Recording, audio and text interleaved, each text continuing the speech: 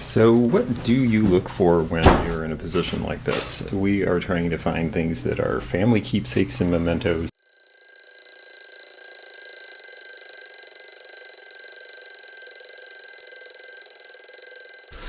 Good morning, everybody.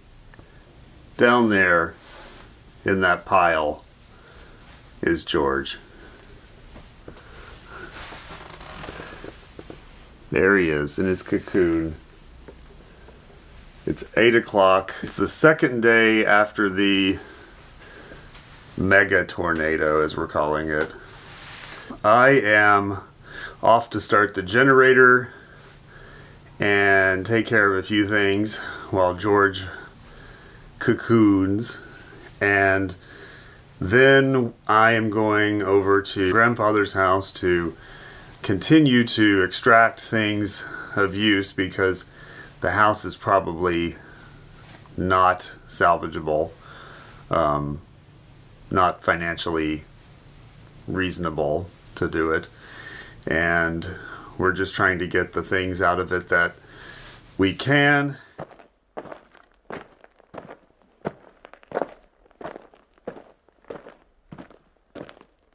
If you are a regular watcher of my vlog, one thing I like to talk about a lot is how things were back when people were living with the antiques and vintage that I'm usually talking about on this channel.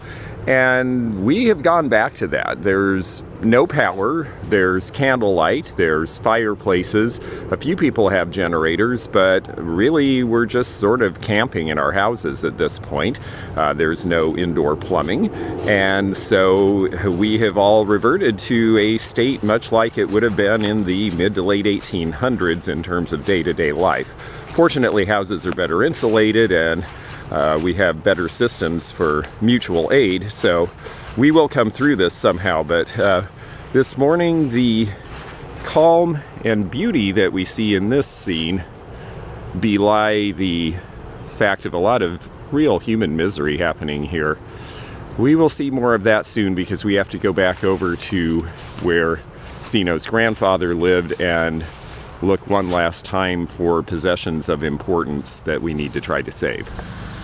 Zeno was able to patch up the window of his grandfather's car pretty well, and it looks like it will be okay to use and get us around today. Cleaned up most of the debris in the yard here, so you really can't tell much from our house. Other than you can now hear the generator, and you can see the bag there. That is where the produce is being kept because we are trying not to open the refrigerator or freezer. The generator is to try to keep the food from spoiling.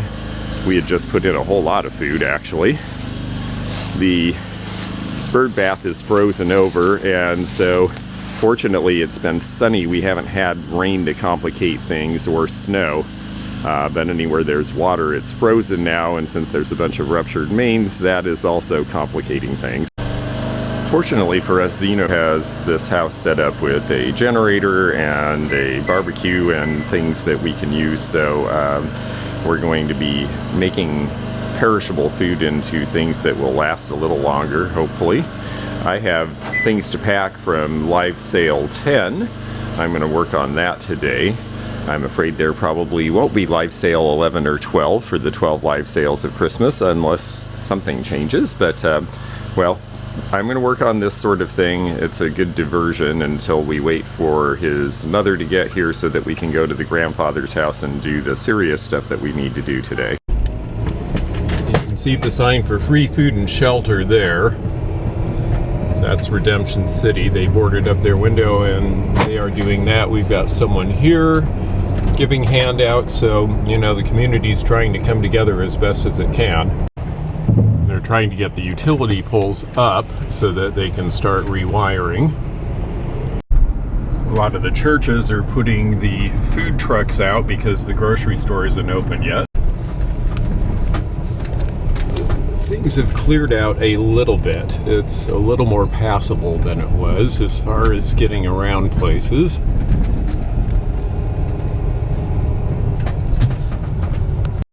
These guys are doing a good thing here, helping out. When you see clear on a house, that means that they know that nobody is in it and that they're not looking for anybody in that house. This is Alexander Street, or what remains of it, and this is where we're headed to try to do what we can with what's left of his grandfather's house.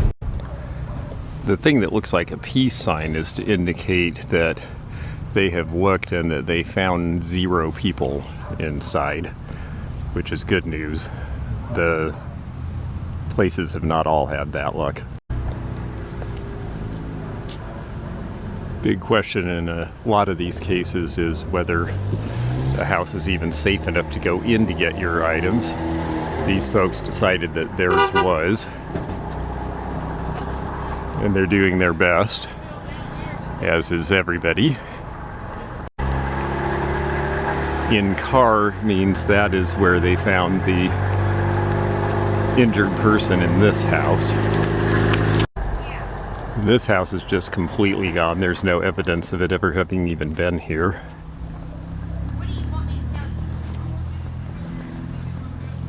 And this is School Street. This is exactly where the center of the tornado went through. And that is why there is literally nothing left of these houses. Not even the outer walls or shells survived when the tornado went through here.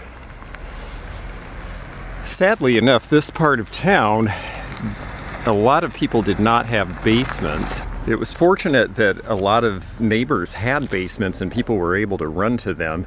But this part of town was mainly built in the early to mid 1900s, and the people who lived in this part of town were working class people who built 2-bedroom, 1-bathroom houses and had coal mining jobs and lower middle income. And a lot of them had aged out and retired.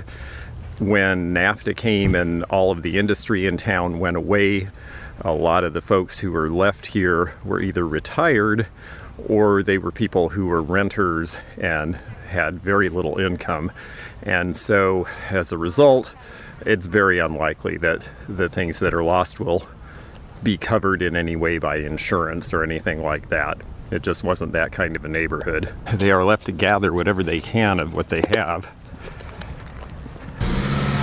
And yes, I am standing on down power lines as I take this picture because there is no electricity in this part of town. It will be very surprising to me if a lot of these people come back here. Brick structures did seem to fare better overall than wooden structures. And then, right on the edge here, a house that was virtually unscathed. As cruel and difficult as this is, it also, if you weren't in the direct hit of the tornado, seems to have been pretty random as far as what's damaged and what's not. We found out that some distant cousins of Zeno's did not survive this. We found out that a closer cousin is in ICU. She was to the south of town and had a tree fall on her house. Pretty horrible stuff. This family and this group of people really took me in when COVID happened and I was stranded and couldn't get back to Seattle where I had work, and the work all went away and nothing was happening. And I've been here a lot of time in the last period of time because this is where I could do shows and operate and do my business. And you know, I can't believe this is the way that I'm going to help pay that back, but I'm glad I was here for it, strangely enough. Someone was saying that they were critical of Vlogmas videos because they didn't think that they were realistic enough. And I don't know if this will end up being a Vlogmas video or just we're going to show what happened here, but I'd say this is real enough. The good news is no rain expected for the next couple of days, so that's going to give people a little more of a chance. We're going to take the opportunity now to see how the jerry-rigged repairs that I did to try to keep the weather out did, and then we'll pick out stuff that we think we can salvage. Well, we came in and all of my handiwork has already been torn down and there's a hole in the door, so someone has already been in trying to loot here. That is another problem after these events, and there doesn't seem to be anything to stop that, so we are just going to have to get what we can. So what do you look for when you're in a position like this? We are trying to find things that are family keepsakes and mementos, important papers. We already got out cash and jewelry, so the people who came in here snooping didn't find anything, so they left, thank goodness. We're gonna see what we can do about important papers here.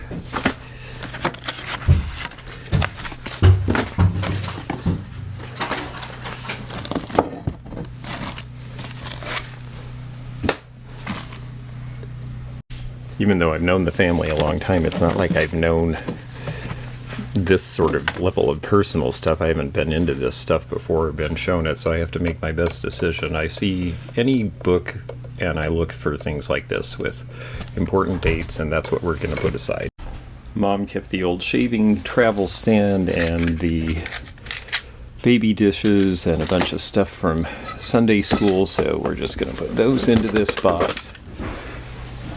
Poor guy's 95 years old. We're going to keep whatever keepsakes will help him stay connected to his family and his history.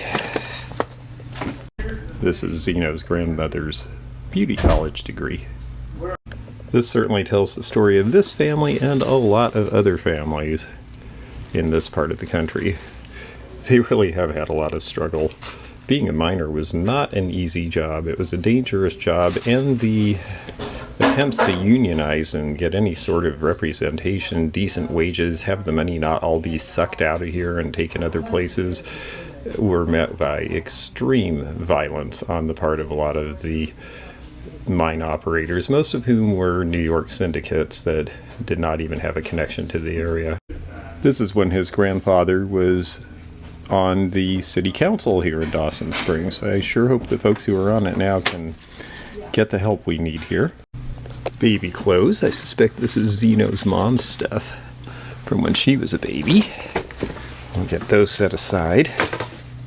This is Zeno's from when he was a little tyke, because I see his name on the bottom. There's Zeno as a little Zeno. Old watches, old straight razors. These are the kinds of things that you look for that are family mementos and that we're going to prioritize. Once we get this done, we will try to come back and save some of the old furniture that's worth saving. This is a nice Lane cedar chest. We'll see if we can preserve this, and maybe the small chest of drawers here. There's a butcher block table and a couple of other things. As bad as this is, we are fortunate to have the opportunity to save some of these family mementos, because most of the block is no longer here and there is nothing left to save. Old school ballot. There's Zeno's grandma. What a beautiful lady she was. Willadine, I got to know her a little bit, but she's not with us now. I think maybe that's a good thing. I don't know how she could have dealt with this. Although this room remains pretty intact, it's pretty clear looking at the house again that it will probably be knocked down along with the rest of the neighborhood. So we're trying to pick out some of the things that are decorative, collectible items that we think may be of use in an upcoming apartment. So that's our next phase of doing this, along with clothes. Yes. And you get anything related to family history. Goodbye to things that are just things. It is true. You do decide what's important to you at a time like this. Left in without chips. Look at that. Left in. Oh, yes. No chips. There's a drip. That's yes. Interesting. Yes, I think it was supposed to look like rain on it or something. Well, we'll go through the old china cabinet here. Hopefully we can come back and save maybe the secretary desk and the drum table for a future apartment. Well, we got the autumn leaf. We got the set of silver. That didn't get taken, thank goodness. Well, I found this coin, and on it it says that it is the guardian angel to watch over and protect me, and I guess in a way it worked because, you know, he and a lot of his stuff survived. In the drawer there is a small coin collection. Well, the crew is here. They are going to start covering up the grandfather's house as best they can. We have trips to insurance companies. This house over here, they've put enough tarp on to keep the weather out. It is expected to rain in about 36 hours, so we're trying to get ahead of that. There's not much to be done with any of these houses, of course.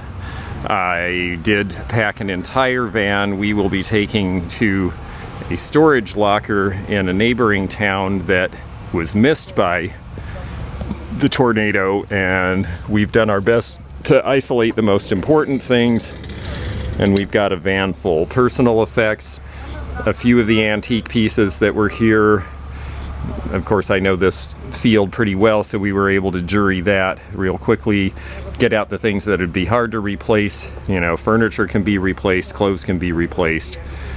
So we're going to take the granddad's stuff and try to get him situated in a new place with some of his old memories, because of all the people in my circle, as badly as they were all affected, it has to be the hardest on him. I can't imagine being 95 and having your whole life and a lot of the people you knew disappear all at once.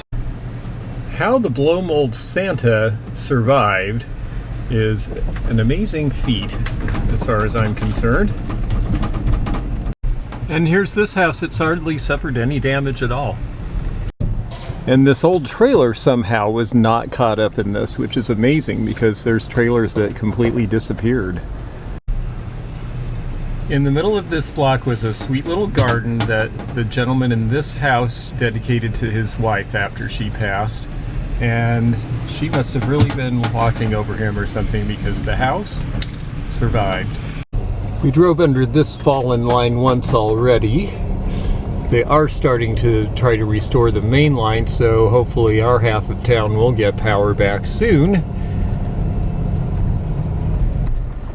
The low-income housing part here in Dawson Springs, well, we'll see what's left of it. It does not look like it did very well because it was on the back side of the hill, and the hill sticking up, I'm sure, is why the tornado touched down. Here's the maintenance office. There's some maintenance to be done. Yeah, oof, boy. The newer buildings in the back look pretty good. The older buildings in the foreground do not look like they did well at all.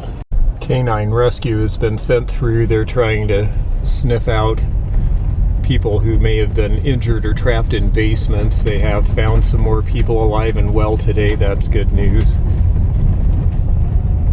It just looks like a blast zone everywhere you look, though. People helping people is a good response, and this guy has come all the way from Illinois with generators, chainsaws, water. That is the Christopher Fire Department. This is one of a few churches around town that was destroyed.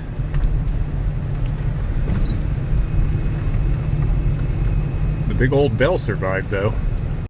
This is the edge of town here, and this is the direction the tornado came from.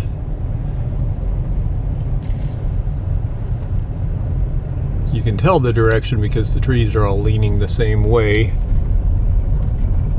This house dates back to the water spa days when Dawson Springs was a thriving town with a huge tourist industry for the time, and people built lovely houses. And this one was built in 1907 and well built, and whether it was that or good fortune, it has mostly survived intact.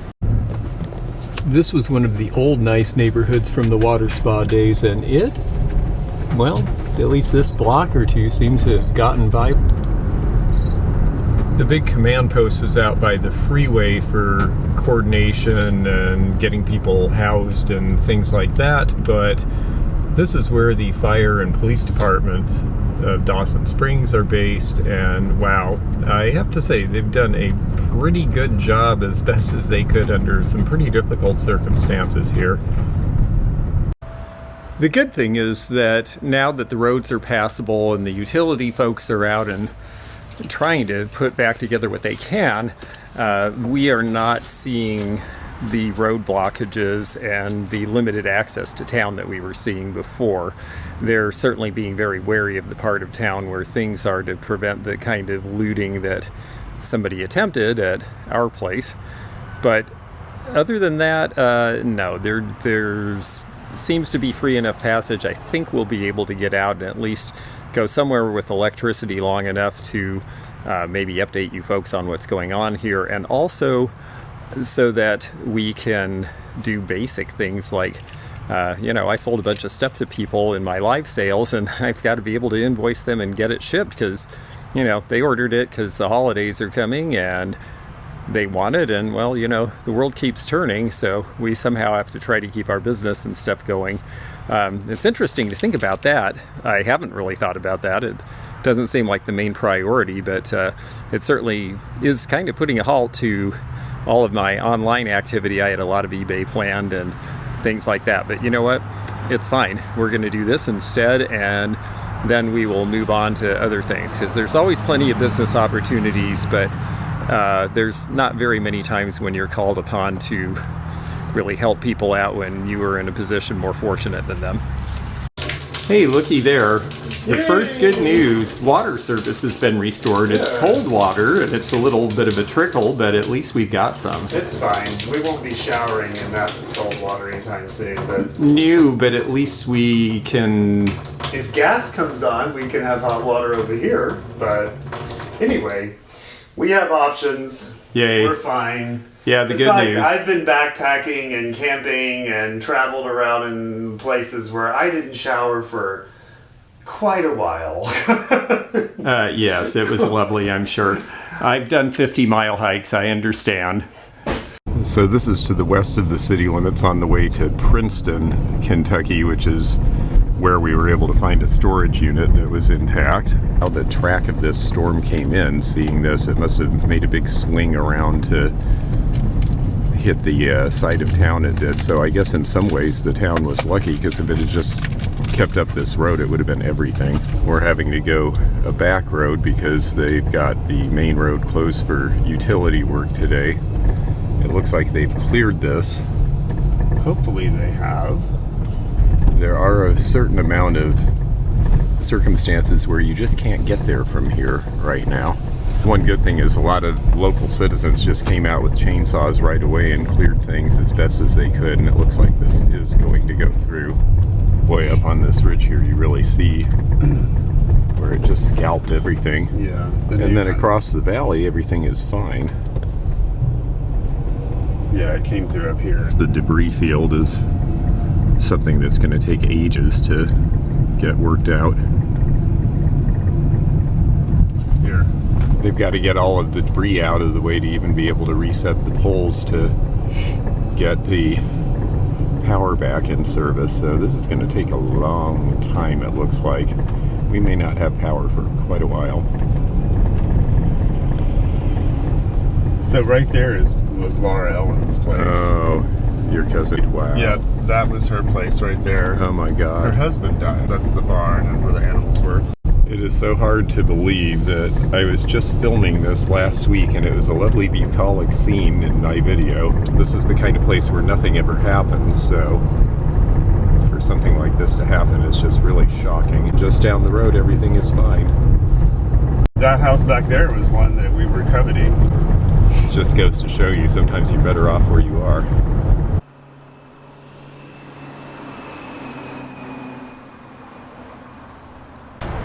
All right, well, that's the first load into the storage locker. There'll be more. We've got plans and we can fit most of the important things in here. So off for another round.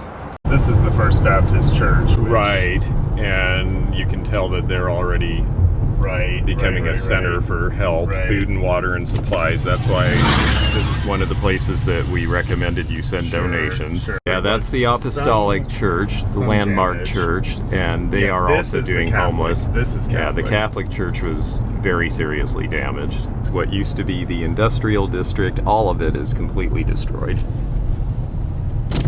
Wow, a couple of jet skis managed to survive it. This is just terrible. Yeah, the American Legion is completely gone, but the tank just sat there. That's This is the clinic. only medical clinic. Yeah, so obviously they're not treating people here in town. They've all had to go out of town for help. Dairy Queen lost its marquee and some of the siding, but it looks like it's mostly there. The car wash is not, though. And of course, with no power, none of the businesses in town are functioning, so there is really nothing. There's no grocery store, there's no dollar store, no hardware store. Everything is having to come from outside.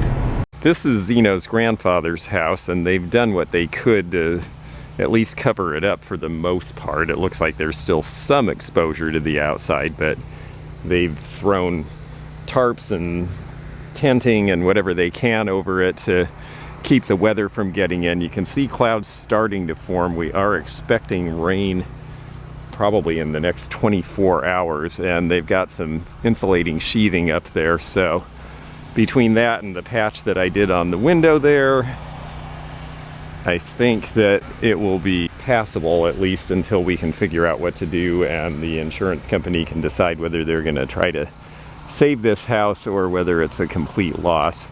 And I did patch up the bathroom window, so it looks like we don't have any big gaping holes now. As an appraiser of antiques, household, and personal property, I've certainly looked at a lot of things other than antiques and vintage.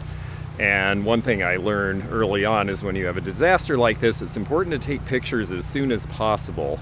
And we hadn't taken pictures of the outside, so I'm going to do that really quickly because people just aren't going to remember every single thing they had in a shed that blew away, or in outbuildings or garages. So taking pictures at least gives you a visual record so that you can try to make sure that you are made whole at the end, and all those little things that you'll find out a year later you missed, well, you actually get some reimbursement for it. You want the axe and the hatchet? Yeah. Okay.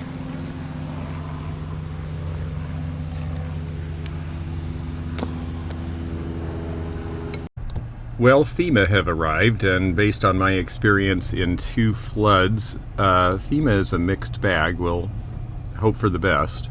Well, now goes the next phase of recovery. Unfortunately, anyone who could be saved pretty much has been at this point. The thing we really ask is please don't forget about the people of Dawson Springs. They are going to continue to need your help. Please be careful if you're donating to charities.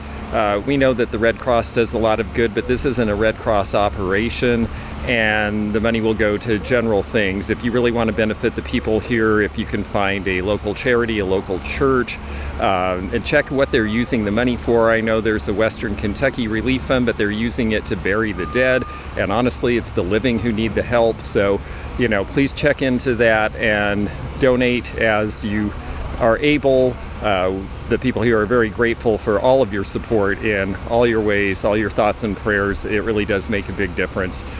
We thank you so much, and we'll keep plugging along, and we'll see you again soon.